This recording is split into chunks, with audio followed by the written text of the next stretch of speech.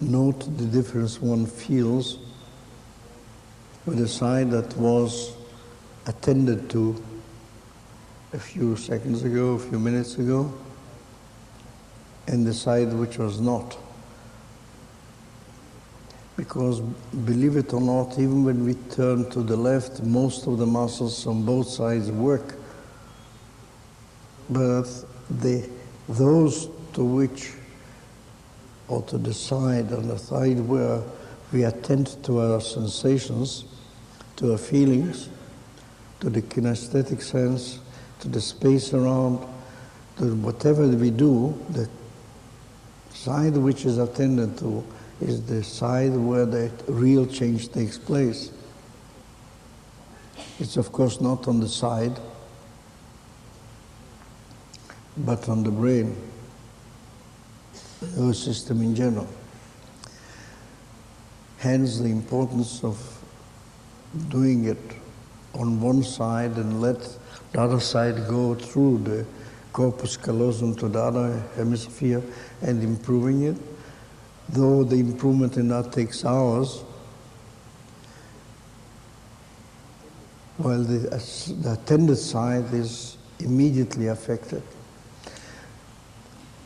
I mentioned one of the books of famous works by Professor Speransky, a basis for a new theory of, or a new basis for a theory of medicine. And in that book, he observed at the Pavlov Institute in Moscow one day a phenomenon which struck him and was the origin of the entire life's work. He was in a hospital making an injection to somebody's left arm. And you know, when you inject something in the arm, there's first the prick, the hole that is made by the needle. Then there is, of course, an immediate appeal of blood in the place, and after a few seconds afterwards, histamine that comes, that the body exudes in order to heal the place. And of course, the content that was injected produces a swelling, which is usually red, and around it, of course, there's a pale round thing which looks pale compared with the redness. In other words, you find a thing, a red point, a swelling, a little bit skin lifted by the liquid that was injected, red around, swollen around the point which the injection was made, and around it a white halo or whatever it does or doesn't. He injected that in the left side and looked a minute and thought that he was getting a bit cuckoo, hallucinating. Because on the other arm, on the right arm, on the same spot approximately, means the symmetrical spot on the arm, he saw a funny thing. Instead of the red spot where the needle came in, it was very white, a very tiny white spot. Around it,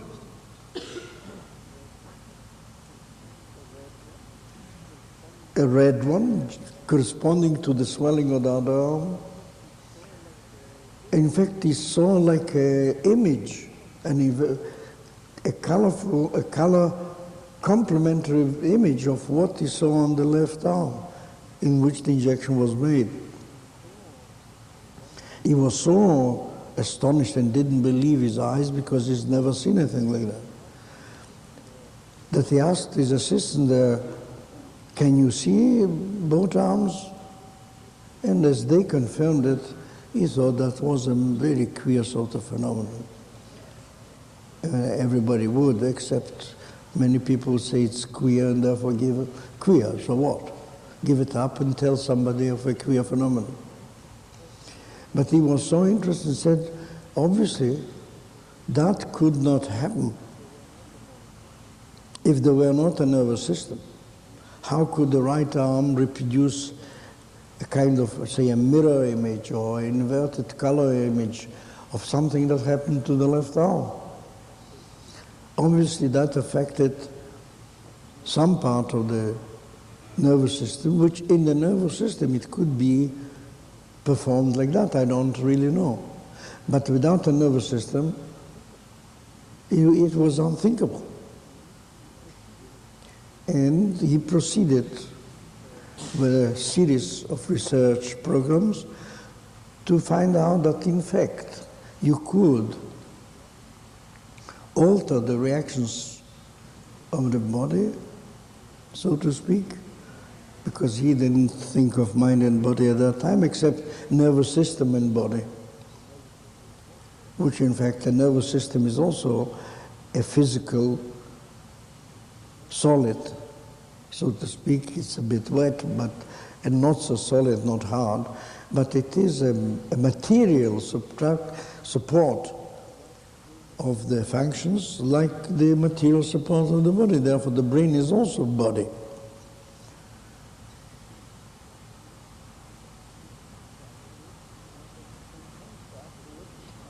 And hence, afterwards, he found that he could propose a new basis of medicine, which is actually the basis on which all my work was founded, except that I came by Speransky at the end of my career. And I found it an extraordinary, illuminating book. And if you have a chance of reading it, you will see that reading through the book, and especially the conclusions, you would think that he would be fit to come to this course and teach together with me. But can you see, therefore, that the idea of working on one side and doing something like that turns out to be now with the years confirmed and qualified in different ways by Sperry's work and by what we do here. We always did it on one side already, I don't know, nearly 40 years ago. And let the other one improve through the corresponding hemisphere and through the corpus callosum, which connects the two. But the original idea of working on one side, of course, came through the functional observation on myself. And only afterwards, with the years, I actually wrote nothing after that, because I wasn't sure. I thought if I write things like that, people will think, oh, what would you think of a quack? Could write only silly tricks like that. Therefore, I waited years until I found Penfield Sperry talking about phenomena which confirmed my original functional observation. And of course, I used it all the time, but I never wrote about it. And also the way the transference is made from one side to the other in the brain without having the thinking apparatus, the intentional memorizing involved, makes it an organic learning. It's learned inwardly through the system itself, being transferred from one side to the other completely without our intention, just like the digestion is performed, where we have no idea how it's performed. Yet obviously it is performed. And then obviously the brain works like a unit, and it is transferred from one side to the other. Otherwise we would, if we worked only on one side, and the other one mentally would go on becoming more and more crooked, which is not the case. It's the other way around. We're becoming better, easier, more organized, more straight. Posture improves instead of deteriorating, which it would if we did on one side and it wouldn't be transferred to the other side through the internal structures of the nervous system.